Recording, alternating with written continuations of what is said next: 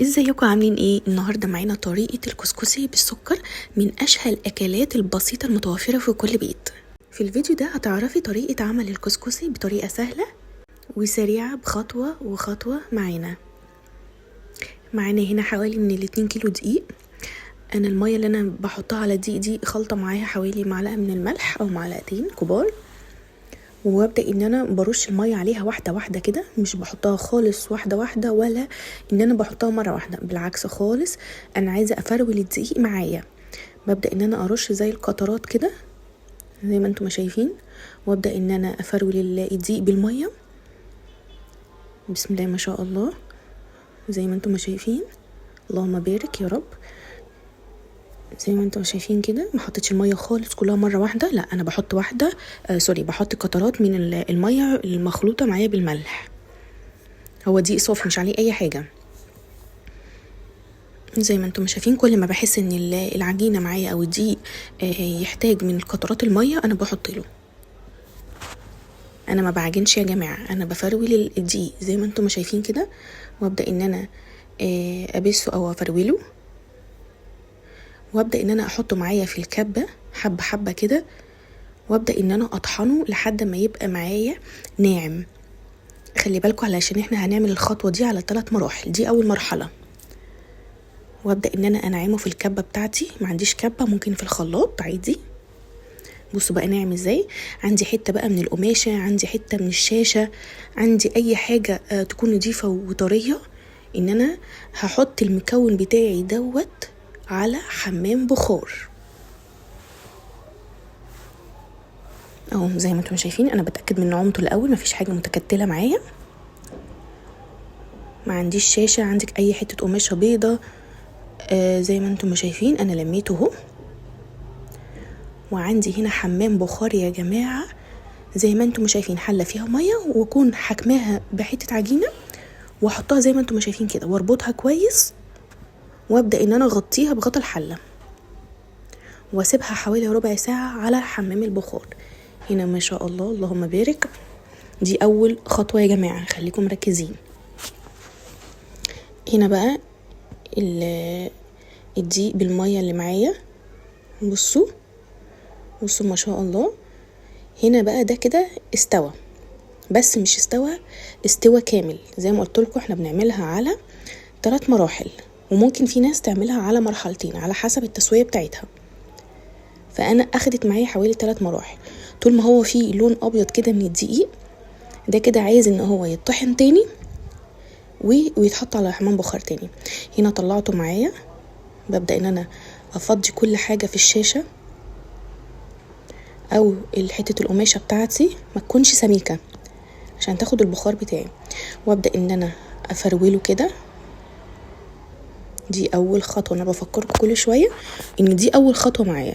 وابدأ ان انا افك برضو بشوية مية من القطرات، ما بدلقش مرة واحدة، اكني ببدأ من اول وجديد. افروله كويس جدا، افك كل كلكيعة من العجينة بتاعتي. انا مش عايزاها عجينة، انا عايزاها مفرولة زي ما انتم شايفين. طبعا هو سخن معايا وانا بعمل كده، وبحط بالمية بتاعتي القطرات بتاعتي، انا بديله زي تبريدة علشان لما احطه في الكبة بتاعتي او الخلاط ما يضرليش الخلاط او الكبة بتاعتي.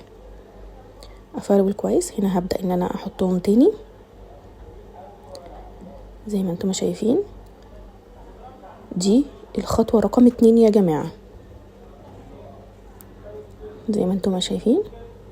وهبدأ ان انا اديله ضربة كمان، وهبدأ ان انا افضيه من الكبة بتاعتي برضو على نفس القماشة عادي جدا اهو. بقى ناعم معايا، هبدأ ان انا احطه المه واحطه على حمام البخار تاني.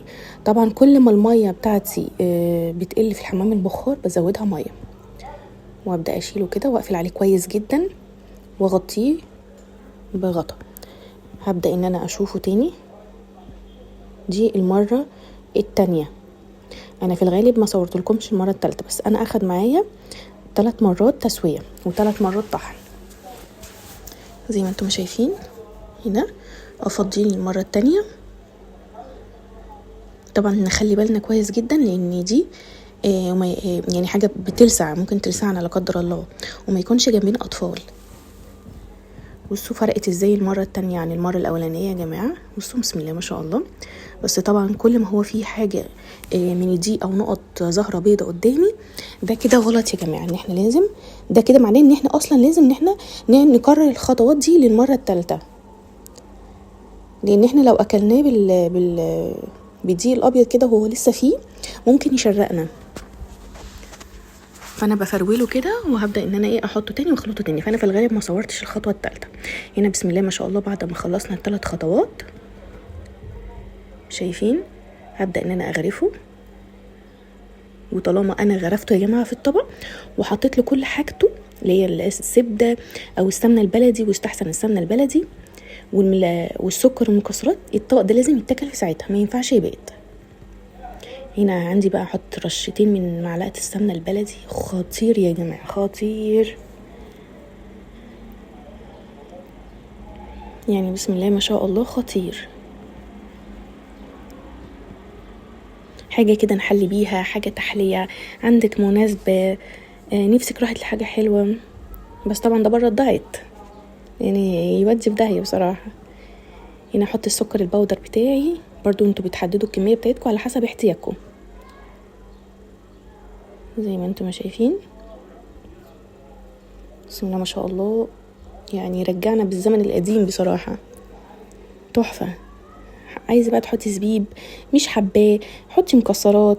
انا عن نفسي بحبه سكر والسمنه البلدي وفقط لا غير. بس هو طبعا في ناس كتير قوي بتحبه بالتقديمه اللي انتوا شايفينها دي. طعمها تحفه يا جماعه، تحفه والله.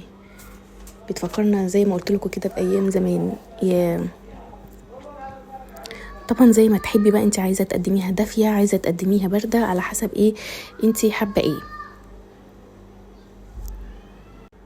دي طريقه بقى سهله وسريعه وطعمها تحفه وخطيره. وزي ما قلت لكم تتقدم في مناسبات، نفسك راحت لحاجه حلوه، فدي تقدري تاكليها وطعمها تحفه.